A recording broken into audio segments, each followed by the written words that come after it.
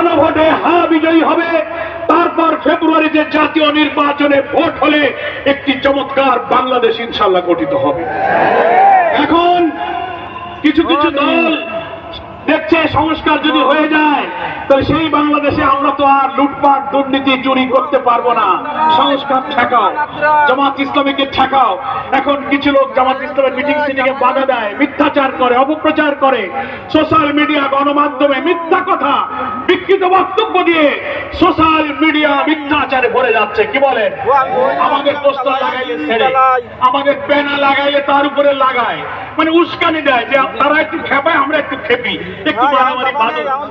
শিবিরের নেতা সাদ্দাম বলেছে আমরা কোনো উস্কানিতে পা দেব না। কি বলেন ঠিক কিনা? ওরা চায় আমাদেরকে ক্ষিপ্ত করে আবার ওরা আমাদেরকে বিপদে ফেলে বলতে চায় এরা হলো সন্ত্রাসী। না, গতকাল নোয়াখালী সহ বিভিন্ন জায়গায় নিরীহ শিবির জামাতের উপরে হামলা করে তারা প্রমাণ দিয়েছে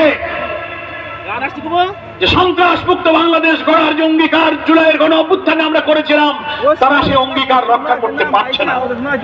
একজন বিএনপি নেতা, তার বাড়ি নোয়াখালী, বলতে আমার দুঃখ নেই, তিনি বলেছেন বিএনপি যদি ক্ষমতায় আসে তো আওয়ামী লীগের মতো জামাতকেও নিষিদ্ধ করতে হবে। আপনি চিন্তা করেন, তাহলে একটা দলকে আওয়ামী লীগের মতো নিষিদ্ধ আছে, বিএনপি ক্ষমতায় গিয়ে জামাত নিষিদ্ধ করবে। বিএনপির কোন কেন্দ্রীয় নেতা যদি এই কথা বলে তাহলে তো বিএনপির কণ্ঠে আওয়ামী লীগের সুর শুনতে পাচ্ছি, বিএনপির কণ্ঠে ফাঁসিবাদের সুর শোনা যায়। তাই আমার তারা কলরাবাসীকে শান্ত থাকতে হবে।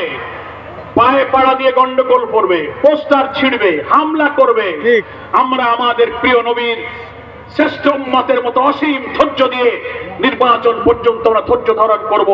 ধৈর্যের বিনিময়ে বিজয়, ধৈর্যের বিনিময়ে বিজয় আমরা পাবো। ওরা সংঘাত সৃষ্টি করে আমাদেরকে বিশৃঙ্খলার দিকে নিতে চায়। সম্মানিত তারাবাসী, আমি আপনাদের কাছে আরেকটি কথা বলে আমার বক্তব্য শেষ করতে চাই। আমাদের ইজ্জতুল্লাহ অধ্যক্ষ আপনাদের